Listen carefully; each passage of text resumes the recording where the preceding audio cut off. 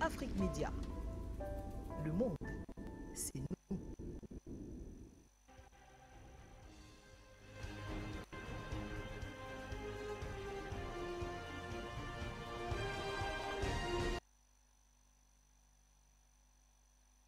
Mesdames, Messieurs, bonsoir et bienvenue au Grand Journal sur la télévision panafricaine. Dans un instant, les titres. En Guinée, les militaires au pouvoir mettent fin au règne du FNDC. Le gouvernement guinéen a annoncé la dissolution du FNDC, une coalition de partis, syndicats et organisations de la société civile. Le Front national pour la défense de la Constitution a été le fer de lance de la contestation de l'ancien président Alpha Condé et s'oppose depuis plusieurs mois aux militaires au pouvoir. Dans un arrêté daté d'hier soir, le gouvernement de transition accuse le mouvement d'organiser des manifestations armées sur la voie publique et lui reproche d'agir comme un groupe de combat ou de milices privées. La suite dans quelques instants, alors que les États-Unis annoncent 2 milliards sur 10 ans en Afrique pour booster la démocratie. L'administration américaine, dirigée actuellement par le président Joe Biden, a dévoilé progressivement sa stratégie de coopération avec l'Afrique. Le renforcement de la démocratie est mis en avant, mais Washington ambitionne aussi de contrer l'influence et des concurrents que sont la Chine et la Russie. Mesdames, Messieurs, c'est tout pour la vitrine. Une fois de plus, bonsoir et bienvenue au Grand Journal sur la télévision panafricaine. Et c'est avec l'Éthiopie que nous démarrons et ce mardi 9 août. Et donc, jour important pour le peuple kényan. Plus de 22 millions d'électeurs qui sont donc appelés aux urnes pour désigner un successeur à Uhuru Kenyatta à la tête du pays depuis 2013. Les bureaux de vote ont été ouverts très tôt à 6 h heure locale et ont fermé à 17 h. 4 candidats sont en lice, il faudra le rappeler, mais c'est surtout entre Raila Odinga, candidat pour la 5e fois, soutenu par Uhuru Kenyatta et le vice-président William Ruto que le combat semble se jouer. Le pays aux 56 millions d'habitants attend beaucoup de ce scrutin dans un contexte de crise économique et sociale. Le manque d'emploi est au centre de ces élections, notamment pour la jeunesse qui représente plus de 3/4 de la population kenyane et dont le chômage a doublé ces 5 dernières années. Outre l'élection présidentielle, les électeurs doivent élire leurs députés, sénateurs, gouverneurs de comté et membres des assemblées de comté. En tout, 6 bulletins doivent être apposés dans l'urne. La commission électorale kenyane est sous pression pour garantir des élections sans irrégularité ni violence meurtrière. Dans un pays marqué par une crise post-électorale, en 2007-2008, où 1100 avaient perdu la vie pour l'emporter, un candidat doit donc recueillir 50% des voix plus un vote, ainsi que 25% des voix, dont la moitié des 47 comtés. Si ces conditions ne sont pas remplies, le second tour doit être organisé dans les 30 prochains jours. Les résultats, quant à eux, doivent être ensuite proclamés dans les 7 jours suivant l'élection.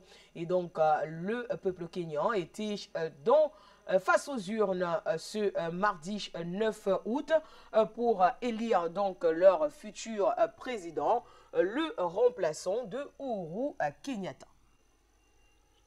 Nous l'annoncions en titre, le gouvernement guinéen a décidé de dissoudre le FNDC, une coalition de partis, syndicats et également organisations de la société civile. Le Front national pour la défense de la Constitution a été donc le fer de lance de la contestation contre l'ancien président Alpha Condé et s'oppose depuis plusieurs mois aux militaires au pouvoir. Dans un arrêté daté d'hier soir, le gouvernement de transition accuse le gouvernement d'organiser des manifestations armées sur la voie publique et reproche d'agir comme un groupe de combat ou de milices privées.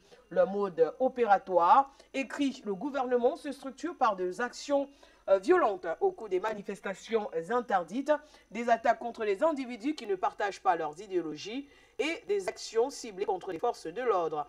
Des actions qui mettent en péril l'unité nationale, affirme donc le gouvernement, qui ajoute que le FNDC ne figure pas parmi les organisations non gouvernementales agréées dans le pays. L'arrêté a été publié alors que le mouvement de contestation venait d'annoncer de nouvelles manifestations dénonçant le manque de réponse à ces demandes d'un dialogue crédible sur la transition vers un pouvoir civil.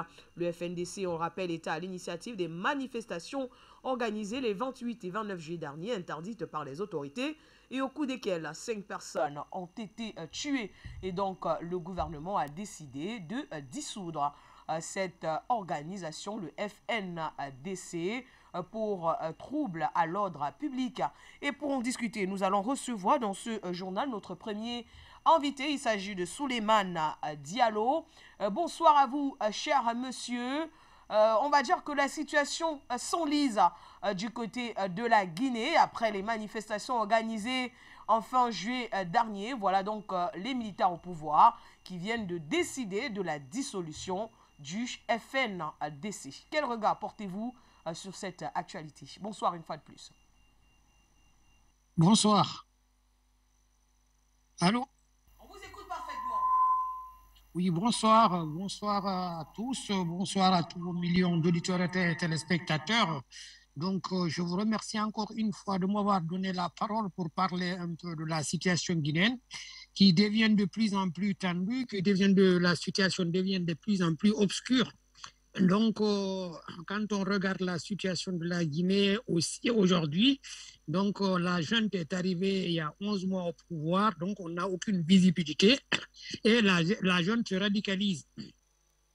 Pour preuve, on constate que la junte a tourné le dos non seulement à la CEDEAO et la junte ne veut pas dialoguer. Et le FNDC, qui est une organisation de la société civile qui n'a pas besoin d'agrément et tout, qui est composé des citoyens de la société civile, des syndicats et des partis politiques qui ont tenu tête à Alpha Condé, bon, qui a été créé le 4 avril 2019 pour lutter contre le troisième mandat d'Alpha Condé, vient d'être dissous par le pseudo-ministre de l'administration du territoire et de la décentralisation, en l'occurrence Mori Kondé, qui a pris un arrêté, une décision du ministre de qualifier le FNDC d'un groupement de faits. Cette situation ne se repose sur aucune base juridique légale.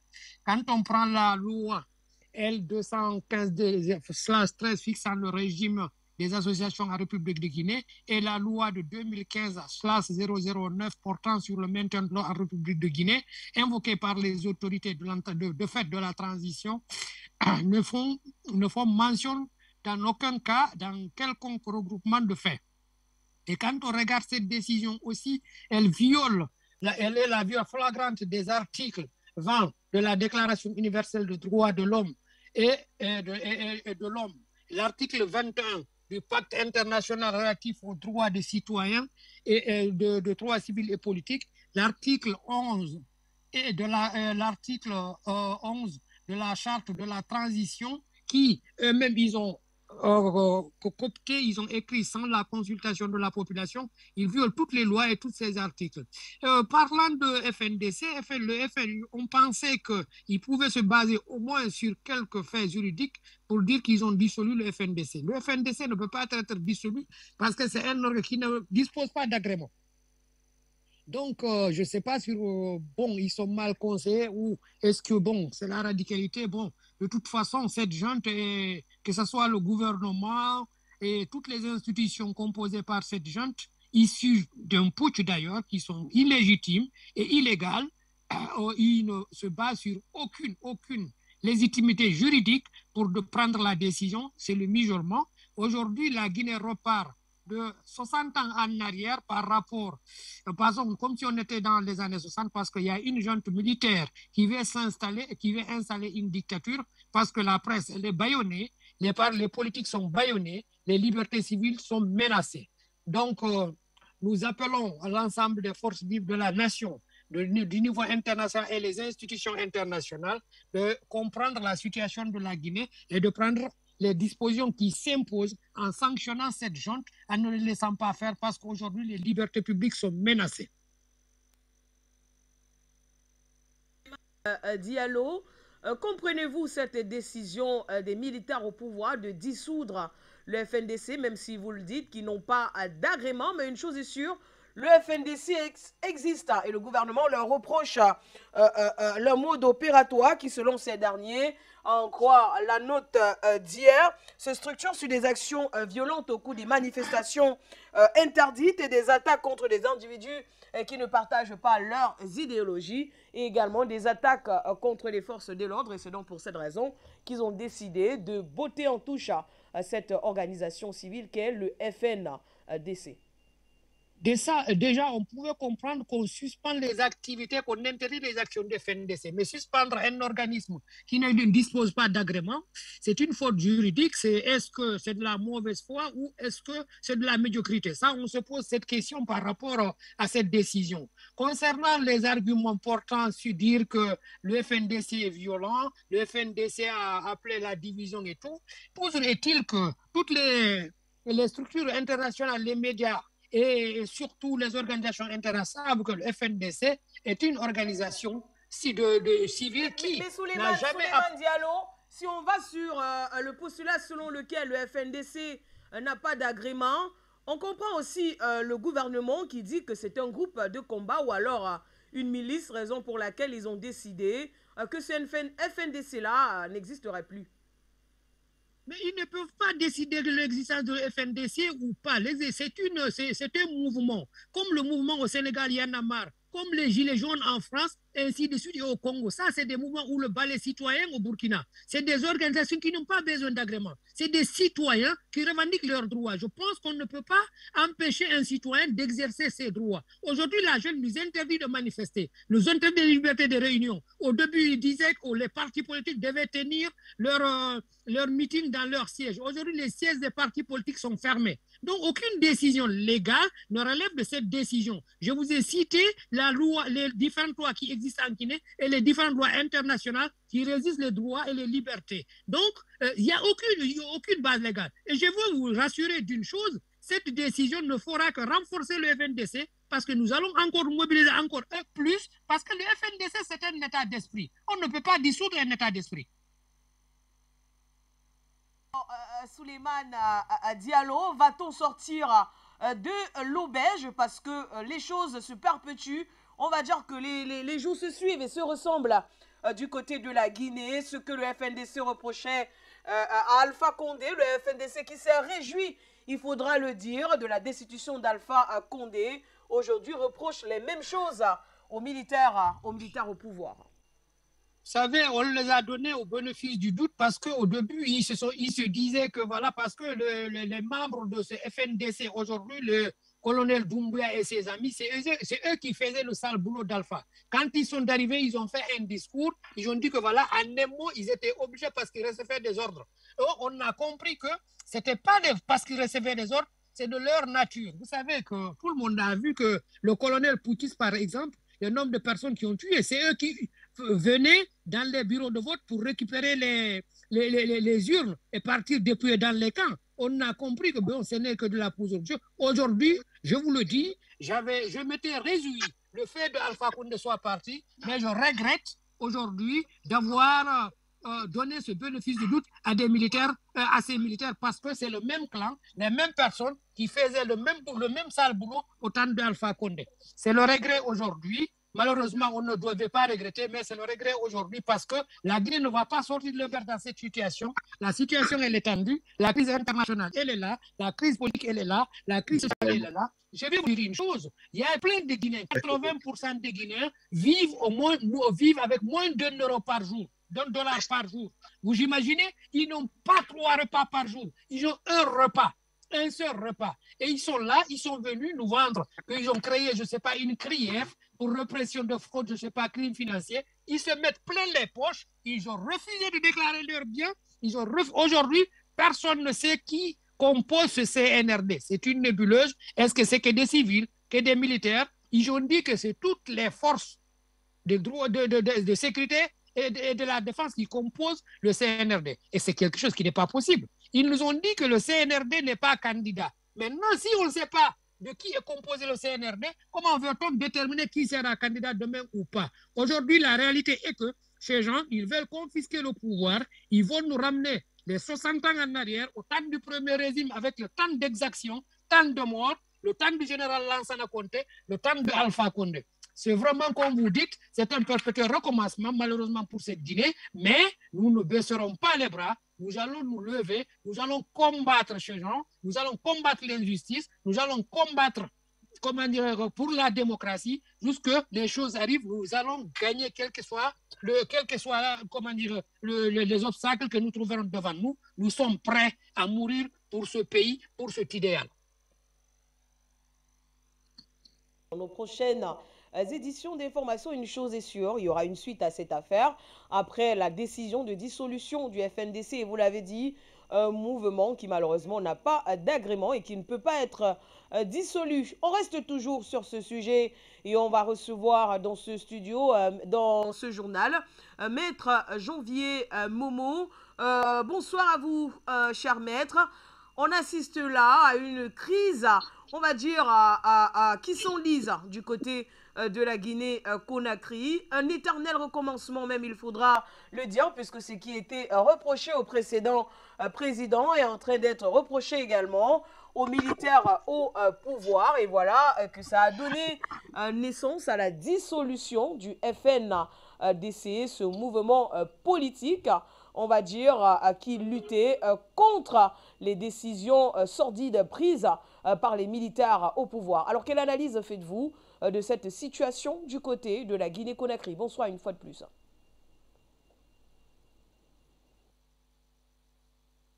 Alors, bonsoir madame, bonsoir à tous les téléspectateurs d'Afrique Média. Il faut comprendre la difficulté, la véritable difficulté en Guinée. C'est que le 5 septembre 2021, lorsque le colonel Doumbouya accède au pouvoir par le coup d'État, il libère tous les membres du FNDC qui étaient en prison. Il fait un appel et tous ceux qui, parce qu'ils fuyaient la justice, le colonel Doumbouya demande la libération de toutes ces personnes. Ils sont libérés. C'est eux qui envoient le premier message de félicitations au CNRD, à la tête duquel se trouve le colonel Mamadi Doumbouya. Mais il se peut, madame, parce qu'il faut dire la vérité aux téléspectateurs d'Afrique Média, il se peut que le colonel Doumbouya a engagé une campagne d'assainissement, c'est-à-dire quoi? Reconquérir l'autorité de l'État et surtout remettre les biens de l'État entre les mains de l'État. Malheureusement, les grands financiers du FNDC, dont Selou Dalein Diallo et Sidia Touré, ils ont été expropriés. Il y a même le siège de l'UFDG, de Selou Dalein Diallo, qui est rentré dans le patrimoine de l'État, et cela à bon droit. Il y a Sidia Touré, c'est vrai, la justice guinéenne suit encore le dossier. Immédiatement, le FNDC se rive contre le CNRD. Il faut faire attention, parce que ce qui se passe aujourd'hui en Guinée est très, très important pour la paix en Afrique et pour la paix dans la sous-région. Premièrement, sur le plan juridique, et je parle en tant qu'un expert du domaine, le FNDC, c'est quoi? C'est le Front national pour la défense de la Constitution. Quelle Constitution? La Constitution du 7 mai 2010, qui a été remplacée en mars 2020 par une autre Constitution, et laquelle Constitution a été dissoute le 5 septembre 2021 par le CNRD. Sur le plan purement de droit, est-ce que le FNDC a une existence légale dès lors qu'elle défendait la Constitution du 7 mai 2010 qui a été dissoute, qui a été remplacée par la Constitution du 22 mars 2020? Alors, autre question. C'est une organisation qui programme des marches, mais obnubilée par les marches, obnubilée par les directives que leur donne l'opposition guinéenne, ils n'ont pas songé à la légalisation de l'institution. Mais cette institution devait avoir une existence légale. Lorsque vous lisez l'arrêté 1910 du 8 août 2022 qui porte dissolution du FNDC, mais vous comprenez avec tout l'arsenal judiciaire en Guinée que le FNDC n'existe pas. Ça veut dire que c'est une organisation clandestine. Et donc, on aurait préféré qu'on dise l'UFDG organise une marche où l'UFR de Sidya Touré organise une marche, pas le FNDC, parce que le FNDC n'existe pas. L'existence est de fait. Et je pense que c'est à bon droit pour ce CNRD de dissoudre une nébuleuse pareille qui s'apparente petit à petit à une organisation djihadiste. Pourquoi? Parce qu'ils ont les sections violentes qui tuent, qui polluent les biens, qui détruisent les biens de la République de Guinée. Donc, pour nous, observateurs panafricanistes, premièrement, une organisation qui n'a pas d'existence légale, est-ce qu'elle doit sans vous couper, Maître Momo, sans vous couper, on a eu votre prédécesseur tout à l'heure qui parlait justement de cette dissolution du FNDC, vous l'avez dit, qui a été mis sur pied pour, comment dirais-je, contester la constitution du 7 mai 2010. Et donc, le FNDC n'existe plus. Alors, comment comprendre que l'État ou alors les militaires au pouvoir de Conakry décident de dissoudre une organisation qui, en temps réel, n'existe plus?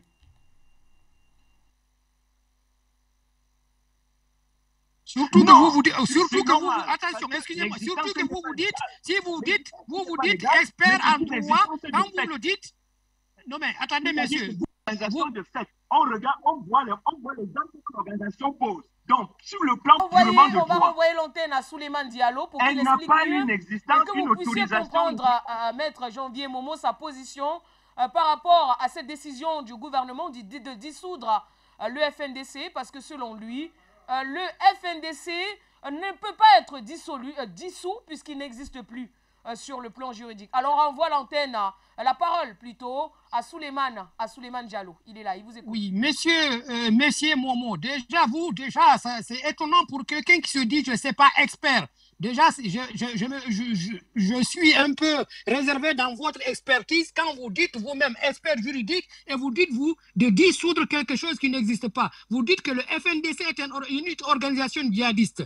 Attention, on risque de vous porter plainte contre vous parce que les mots que vous dites sont très très graves. Vous dites que le FNDC opère de façon clandestine. Le FNDC combat à visage découvert. Vous voulez me dire qu'il y en a marre du Sénégal, c'est une organisation clandestine, les gilets jaunes combattent dans la clandestinité, messieurs, arrêtez un peu la démagogie, revenons sur le droit. Si vous êtes arrogé un peu, pour soutenir cette junte, vous avez assez mangé parce que le problème de la Guinée, ce sont ces gens qui légitiment la tuerie, qui légitiment la privation de droits des gens. Messieurs, pour un expert, je trouve un peu, quand même, d'ailleurs un peu trop, de qualifier le FNDC de djihadiste.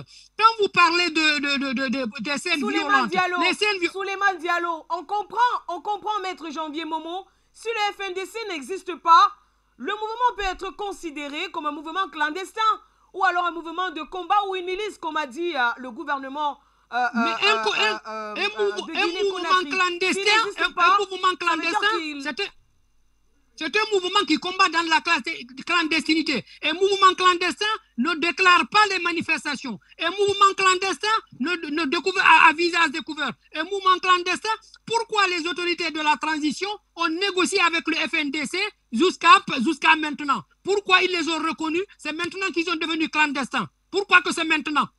Dites-le-moi, pourquoi que c'est maintenant? Vous voulez me dire, quand le CNRD est arrivé au pouvoir, ils ont invité tout le monde. Ils se sont entretenus avec le FNDC. Ils ont invité les dernières négociations avec le Premier ministre, M. Biavogui. Le FNDC était invité. Pourquoi ils invitent une organisation clandestine? Arrêtons quand même la démagogie. Parlons peu, parlons bien, revenons sur terre et disons-nous la vérité.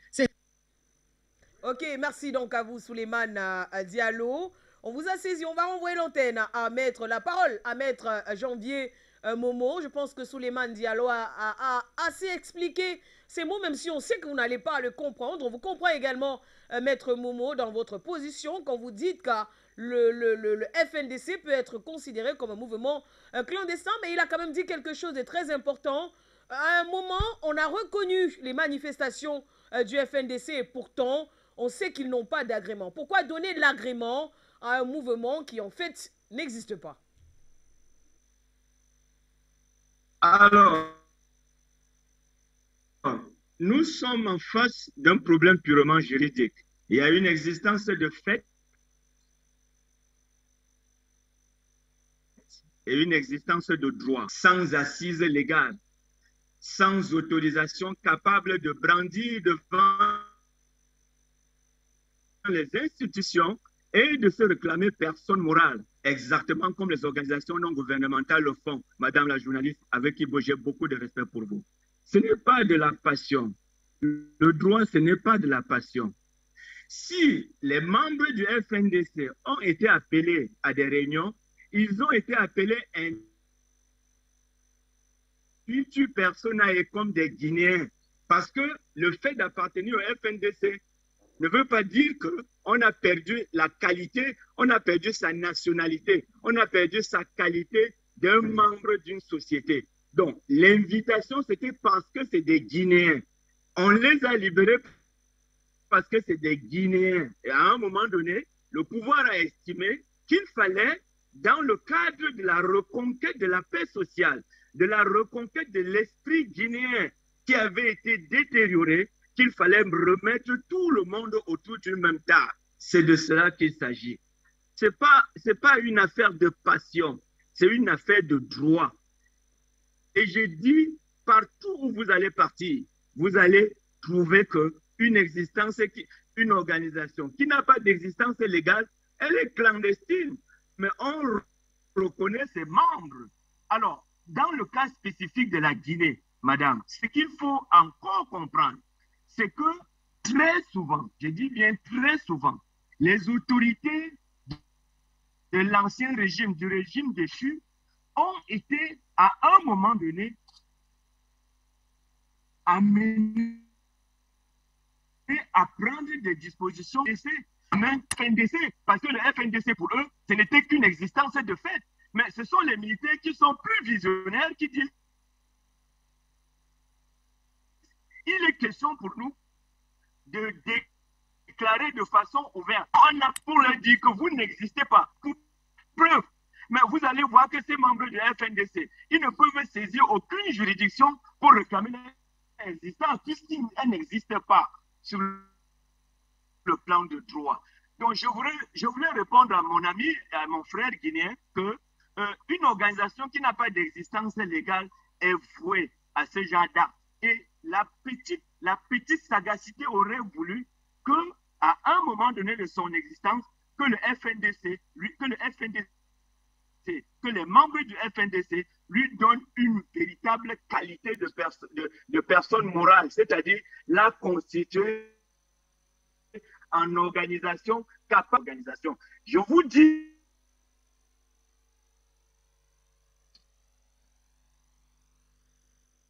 janvier Momo, des soucis donc de liaison. On espère que vous avez assez été édifié concernant ce sujet qui suit son cours. C'est une affaire à suivre donc avec cette dissolution du FNDC par le gouvernement guinéen. On va dire la pilule qui est donc difficile à avaler pour certains en ce qui concerne la dissolution de cette organisation qui les 28 et les 27 et 28 juillet dernier ont organisé des manifestations du côté de la Guinée-Conakry, des manifestations qui ont orchestré des troubles à l'ordre public et également plusieurs morts. Nous y reviendrons. Le temps pour nous de parler de cet accord entre le Mali et la Guinée qui a donc été signé sur un projet de chemin de fer qui va donc relier les deux pays. Mali et Guinée sont donc convenus samedi dernier sur l'approvisionnement du Mali en carburant, la fluidité du niveau des opérations douanières, un projet de chemin de fer reliant les deux pays ainsi que sur les tracasseries au niveau des postes de sécurité. Ce sont entre autres recommandations issues d'une séance de travail entre une délégation ministérielle guinéenne et la ministre malienne des Transports et des Infrastructures. Cette délégation ministérielle guinéenne, conduite par le colonel Amara Kamara, ministre secrétaire général de la présidence, porteur d'un message du président de la transition de la Guinée. Le colonel Mamadi Doumbouya a donc été reçu en audience samedi dernier par le président de la transition malienne, le colonel Assimi Goïta. Selon Moussa Cissé, le ministre guinéen du budget et membre de la délégation, un comité sectoriel a été mis en place au niveau de la douane. Ce comité sectoriel fonctionne sur plus d'une vingtaine d'instructions conjointes de part et d'autre. 10 ont donc été effectivement mises en œuvre. Les autres sont en cours de déploiement. Pour sa part, Dembélé Madina Sako, ministre malienne des Transports et des Infrastructures, a indiqué que les questions ont porté sur la mise en place des comités de facilitation nationaux de transport, ce qui est déjà opérationnel, parce qu'il y a eu le 22 juillet dernier la tenue de la réunion du premier comité à Conakry, et nous sommes là aujourd'hui dans le cadre d'un comité au niveau ministériel. Et à Dembélé d'ajouter, beaucoup de décisions ont été prises concernant un projet de chemin de fer, l'approvisionnement du Mali en carburant, mais aussi les tracasseries au niveau des postes de sécurité. Ces décisions souvent donc être relayées au niveau de nos organisations professionnels pour que quand le trafic va être relancé comme il le faut, qu'il n'y ait pas de difficultés et la fluidité puisse être une réalité sur ce corridor. En outre, le chef de la délégation guinéenne, le colonel Amara Kamara, a exhorté les Maliens à la résilience, à la résistance et au soutien à la transition à sa sortie d'audience avec le colonel Assimi Goïta, président de la transition malienne. Nous l'annoncions en titre, l'administration américaine dirigée par le président Joe Biden a dévoilé progressivement sa stratégie de coopération avec l'Afrique. Le renforcement de la démocratie est mis en avant, mais Washington ambitionne aussi de contrer l'influence des concurrents que sont la Chine et la Russie. Les États-Unis vont donc investir 2 milliards de dollars sur 10 ans pour booster la démocratie et la bonne gouvernance en Afrique subsaharienne. L'information a été rendue publique par le secrétaire d'État américain Anthony Blinken le lundi 8 août lors de son discours d'allocution pendant sa visite en Afrique du Sud. Ce financement sera mis en œuvre dans le cadre d'un programme dénommé Global Fragility Act qui vise à favoriser des sociétés plus pacifiques, plus inclusives et plus résilientes dans des endroits où les conditions sont propices au conflit. L'initiative concerne plusieurs pays du continent tels que le Mozambique et les pays côtiers d'Afrique de l'Ouest, notamment le Bénin, la Côte d'Ivoire, le Ghana, la Guinée et le Togo. Plus concrètement, le programme prévoit que les États-Unis apportent leur aide dans des domaines précis qu'ils auront identifiés. Cette stratégie américaine s'appuie sur des décennies de leçons apprises en matière de prévention de conflits, comme le fait de cultiver de bonnes relations entre les dirigeants communautaires, les responsables gouvernementaux et les forces de sécurité qui sont essentielles pour désamorcer les tensions avant qu'elles ne dégénèrent en violence et de renforcer la résilience face aux états déstabilisants du changement climatique comme des sécheresses plus fréquentes et plus graves d'après le secrétaire d'État américain. Mais donc la réalité de la coopération entre l'Afrique et les deux puissances concurrentes des USA n'est pas la même. D'après une note de recherche publiée en mai dernier par the think tank American Carnegie Endowment for International Peace, depuis 2009, la Chine est donc devenue le premier partenaire commercial du continent africain. Depuis lors, les échanges commerciaux entre les États-Unis et l'Afrique ont chuté, passant de 142 milliards de dollars en 2008 à 64 milliards de dollars en 2021. La Russie, quant à elle, tire un avantage commercial qui repose sur l'exportation des céréales, mais surtout des armes et des services de sécurité qui ont fait l'objet ces derniers temps de controverses. Notons qu'un sommet USA-Afrique est prévu en décembre prochain en vue d'évoquer avec les partenaires africains de Washington des points de coopération sur plusieurs sujets tels que la sécurité alimentaire en plein conflit russo-ukrainien et le changement climatique. Pour l'heure, on n'a pas encore recensé les positions de dirigeants politiques sur ces différentes questions. Et on va rester sur cette actualité pour recevoir un autre invité dans ce journal. Il s'agit de Jimmy Diledo, analyste politique, avec qui on va revenir sur ce projet des États-Unis pour l'Afrique, c'est-à-dire 2 milliards sur 10 ans pour booster la démocratie en Afrique subsaharienne. Bonsoir à vous, Jimmy Diledo. Alors, comment avez-vous apprécié cette annonce du secrétaire d'État américain Anthony Blinken lors de sa tournée en Afrique, notamment du côté de la République sud-africaine qui affirme que les États-Unis vont investir 2 milliards de dollars sur 10 ans pour booster la démocratie et surtout la bonne gouvernance en Afrique subsaharienne. Oui, merci de m'avoir invité. Alors, je commencerai d'abord par deux axiomes qui consistent à dire que de toute façon, on ne peut pas renforcer ce qui n'existe pas. Parce que M. Blinken, il débarque sur le continent africain comme si que l'impérialisme nord-américain avait patte blanche là-bas, comme si qu'il n'avait jamais rien fait, comme si qu'il n'avait jamais exploité le peuple africain, etc. Donc il débarque en disant deux choses. On va renforcer la démocratie, donc encore une fois, on ne peut pas renforcer ce qui n'existe pas. Et d'ailleurs, l'impérialisme nord-américain, les États-Unis, ne sont clairement pas un exemple de démocratie. Les États-Unis ne sont rien d'autre qu'une dictature du capital, et je prends exemple avec ce qui se passe là-bas concrètement. Je vous rappellerai que les Africains qui vivent aux États-Unis, ce qu'ils appellent là-bas très injustement les Afro-Américains, sont littéralement tués dans la rue par les milices qui se disent policiers. D'accord ? Donc, avant de parler de renforcement de la démocratie, d'abord qu'ils balayent sur le pas de leur porte. Ensuite, je vous dirais tout simplement que, deuxième axiome, la démocratie ne s'acquiert pas à coup de billets de banque. La démocratie s'acquiert par force de principes, de convictions et surtout de morale. Et je crois que c'est ça, que le peuple africain aspire à ça, à la véritable démocratie intégrale. Ensuite, il vous dit quoi ? Il a dit aux Africains, ouais, je vais vous...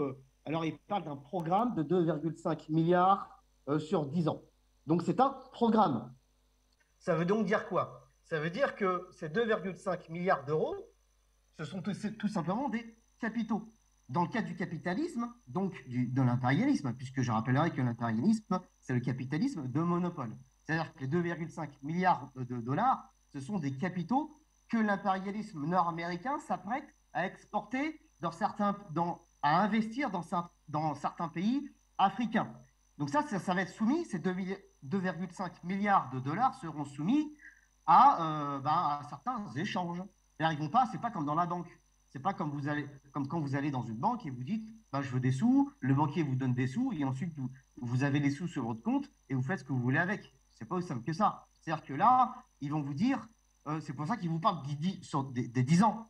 Le temps des 10 ans, c'est un temps de soumission. C'est-à-dire que l'impérialisme nord-américain va vous dire, je vous donne 2,5 milliards, mais en échange, vous allez mettre en application à l'intérieur de vos pays une véritable politique destructrice sur le plan économique, social, politique. Concrètement, vous donnez 2,5 milliards de dollars et en échange, vous faites ce qu'on vous dit.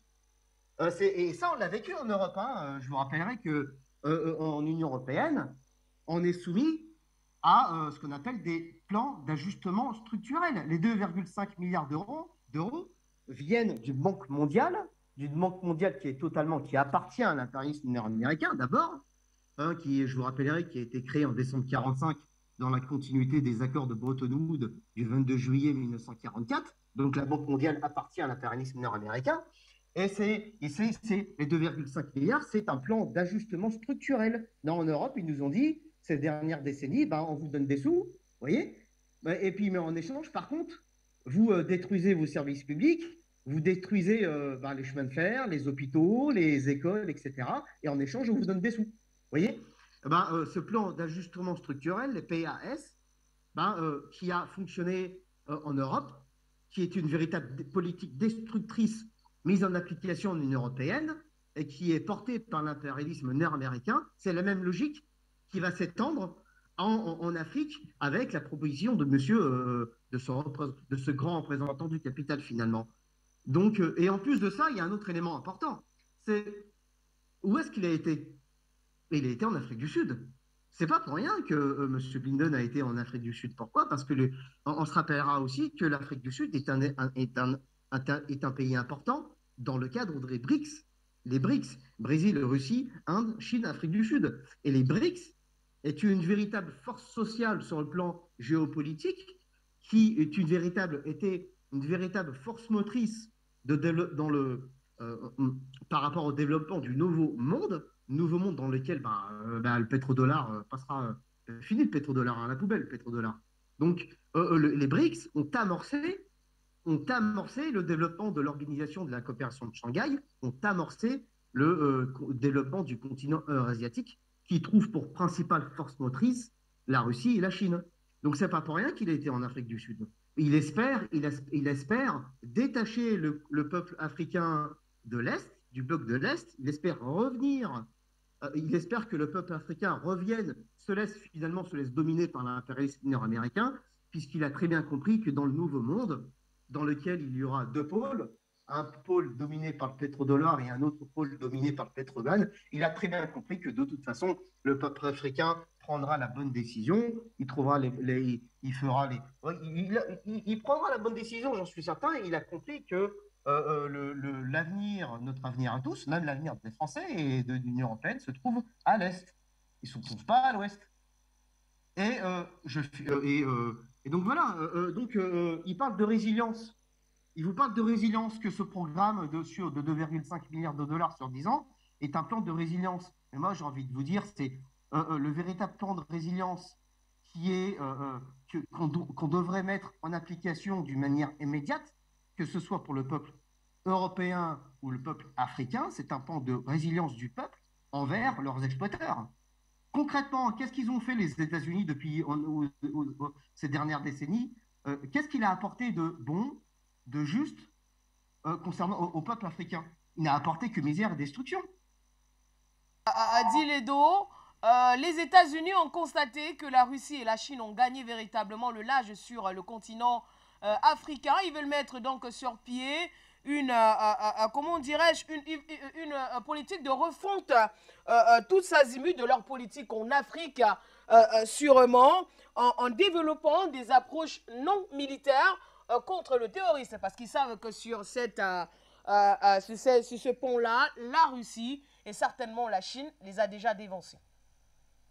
Tout à fait, tout à fait. Non, mais ils appuient toujours sur le facteur militaire, tout simplement parce que vous savez très bien que l'impérialisme fonctionne par la déstabilisation de certaines zones mondiales en finançant des milices militaires, justement. Beaucoup de milices militaires qui déstabilisent, qui sèment le chaos et le désordre dans la plupart des pays africains sont financés et organisés par les États-Unis.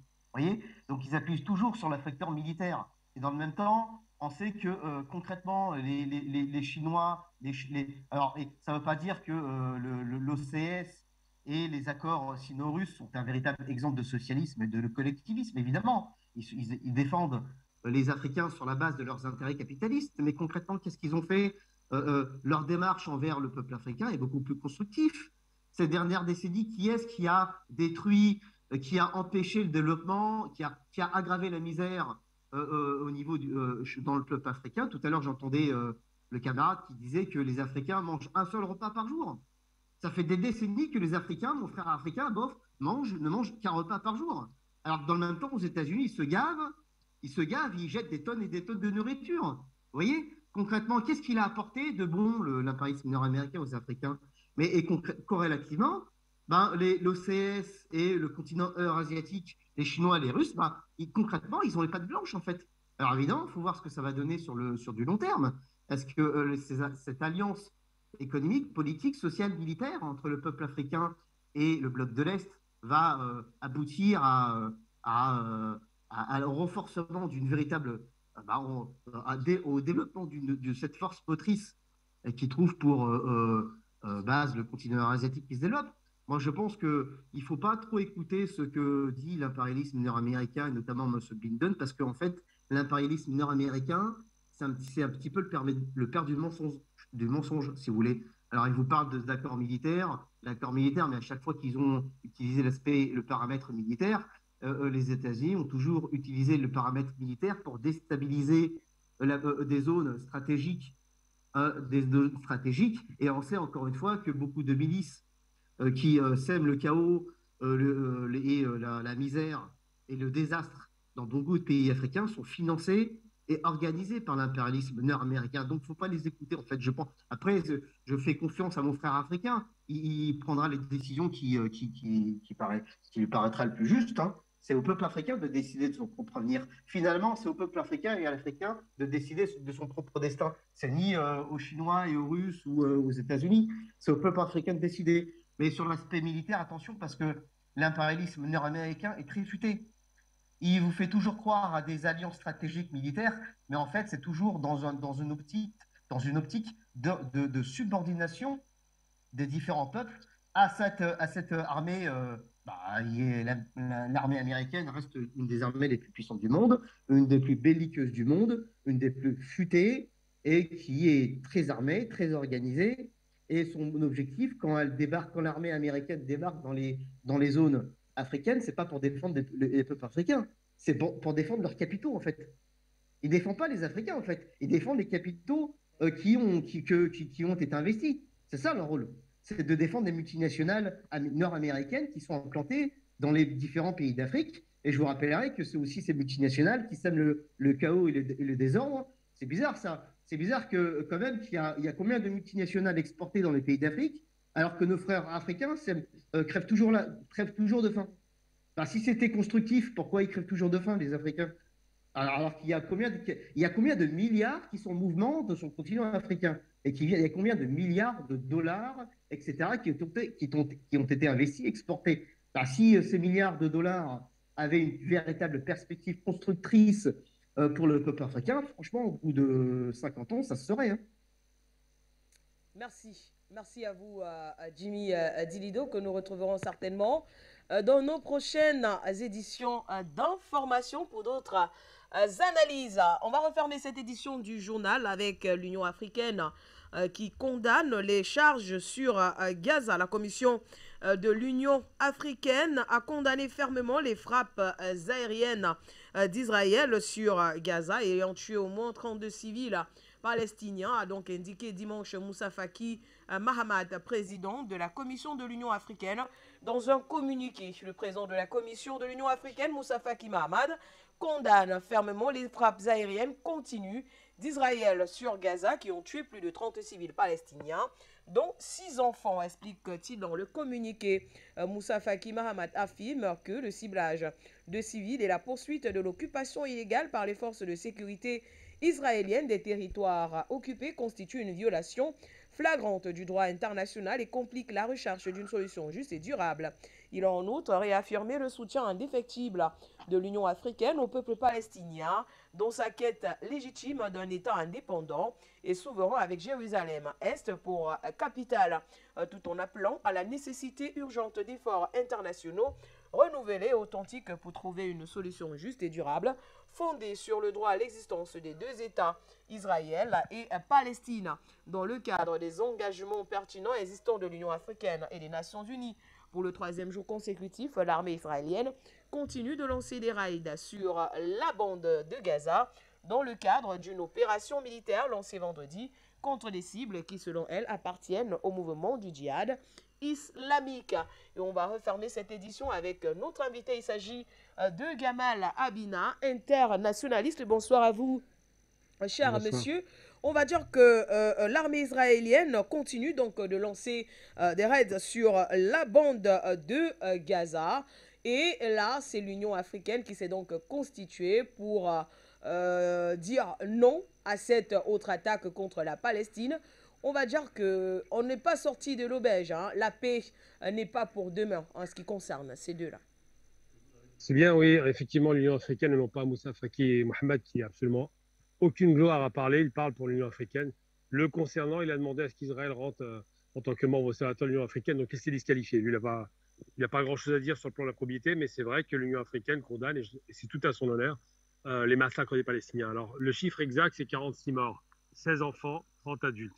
Donc, c'est un chiffre plus important. Il n'est pas donné, évidemment. Ça pose problème de dire qu'on a tué 46 personnes d'un côté et que de l'autre côté, il n'y a pas eu un seul mort. C'est aussi une attaque qui a été faite par Israël de façon, c'est classique chez elle, préventive. Ils aiment beaucoup ce terme d'attaque préventive. Ce qu'ils veulent dire, c'est qu'ils ont capturé un chef du djihad islamique en Cisjordanie et pour prévenir des attaques potentielles du djihad du côté de la bande de Gaza, ils bombardent la bande de Gaza. Alors, quand on bombarde la bande de Gaza, on bombarde uniquement des civils. Il n'y a pas d'armée à Gaza parce qu'ils n'en ont pas les moyens. Il y a des miliciens, il y a quelques groupes organisés avec quelques petites bombinettes qui vont pas bien loin. mais ils n'ont pas les moyens de répondre à une attaque monumentale que peut produire Israël avec des moyens de communication absolument disproportionnés et surtout avec des moyens de renseignement considérables. Donc, quand l'Union africaine va condamner cela, c'est parce qu'ils savent parfaitement que le camp du bien, entre guillemets, n'est pas du côté israélien. Ce sont les victimes qui sont dans le camp du bien. Non pas qu'il n'y ait que des victimes là-bas, il y a aussi des combattants, c'est vrai, mais il y a surtout des victimes d'un peuple qui est affamé, qui est mis à terre. Alors, pour en pas faire simple rapidement, la géographie de Gaza, pour que les gens comprennent, c'est 6 à 12 km de large par 41 km de long. Ça correspond en gros à 3 fois la superficie de Paris, pour ceux qui connaissent Paris. Donc, c'est un micro-territoire dans lequel est concentré plus de 2 100 000 personnes, ce qui fait à peu près 6 000 personnes au kilomètre carré. Donc, c'est un territoire qui est submergé d'une population considérable en termes d'habitants, avec une densité extrêmement élevée, avec très peu d'eau. Ils deviennent de plus en plus dépendants de l'eau extérieure et surtout avec une interdiction formelle de pêcher des poissons au-delà de, je crois, c'est 6 miles, si je ne me trompe pas. Donc, c'est un territoire qui est assiégé, c'est un territoire très riche parce que sur la bande de Gaza, il y a beaucoup de gaz, mais il n'est pas exploité par les Palestiniens. Et surtout, c'est un territoire qui est laissé à l'abandon depuis quasiment 15 ans, sous blocus total israélien, et dans lequel, effectivement, ils ont subi à peu près 6 à 7 attaques consécutives, encore une l'année dernière avec plus de 260 morts, cette année une quarantaine de morts quasiment. Et à chaque fois, les mêmes motivations d'Israël, c'est de dire nous allons attaquer de façon préventive pour ne pas être attaqués. Alors, il se trouve que les roquettes qui ont été tirées, c'est bien des roquettes et pas des missiles, donc c'est des petites roquettes qui ont été tirées sur Israël, ont été faites à la suite d'une attaque israélienne, pas le contraire. Donc, ils ont tiré à peu près 150, ça n'a touché personne. Le dos de fer a fait le travail, de toute façon, ces roquettes ne vont pas bien loin. Mais de l'autre côté, par contre, Israël frappe de façon très puissante dans des immeubles d'habitation. J'ai lu quelques témoignages de Palestiniens dont les enfants sont morts, qui expliquaient qu'ils ne comprenaient pas qu'ils aient été ciblés, alors qu'il n'y a pas ni de combattants, ni même de militaires, de miliciens dans l'immeuble. Bah, évidemment, il y a toujours une guerre est sale, il y a toujours des représailles. Alors maintenant, ça fait plus de 70 ans maintenant que la Palestine est occupée, plus de 70 ans que l'ONU passe son temps à faire des recommandations et des condamnations de pure forme, plus de 70 ans qu'il n'y a pas un pays au monde ne boycotte Israël, et plus de 70 ans, à part quelques pays arabes, mais plus de 70 ans que systématiquement on parle d'échange de paix face à un État qui ne concède rien. Les rares fois où il a concédé, c'était à la suite de guerre, comme en 1973, ou encore Gaza a été concédé parce qu'il perdait trop d'hommes. Aujourd'hui, Israël a décidé d'étouffer Gaza avec 2 millions de personnes, a décidé de ne jamais accepter la paix, ça ne les intéresse pas. Les dirigeants actuels de ce pays ne veulent pas la paix parce qu'ils n'ont pas pris de raclée. Le jour où ils vont prendre une raclée, à ce moment-là, ils vont renégocier comme en 1973. Malheureusement, c'est toujours les civils, des deux camps d'ailleurs, je me rappelle, qui meurent. C'est inqualifiable et impardonnable. Cette région pourrait être un paradis sur Terre. Ils en font un enfer parce qu'ils ont décidé, pour des raisons racistes, je parle des dirigeants, ont décidé de réduire les Palestiniens à l'état d'esclaves, à l'état de sous-hommes. Ça rappelle étrangement les propos que pouvaient tenir les nazis et malheureusement, aujourd'hui, Israël, beaucoup de dirigeants très arrogants, très prétentieux, qui se croient invincibles, ont le même discours. Alors malheureusement, c'est toujours pareil, hein, ceux qui meurent, c'est les civils, c'est pas eux qui vont mourir. Et malheureusement, effectivement, une perte de temps considérable, alors que cette région pourrait être largement pacifiée, apaisée, avec des populations qui pourraient cohabiter intelligemment. Ça n'est pas le cas aujourd'hui. Merci donc à vous, à Gamal Abina. Mesdames, Messieurs, on va dire que c'est la fin de cette édition du Grand Journal sur la télévision panafricaine. Merci de nous avoir suivis et surtout de rester en compagnie des programmes de la télévision panafricaine. D'ici là, portez-vous bien. Au revoir. Au revoir.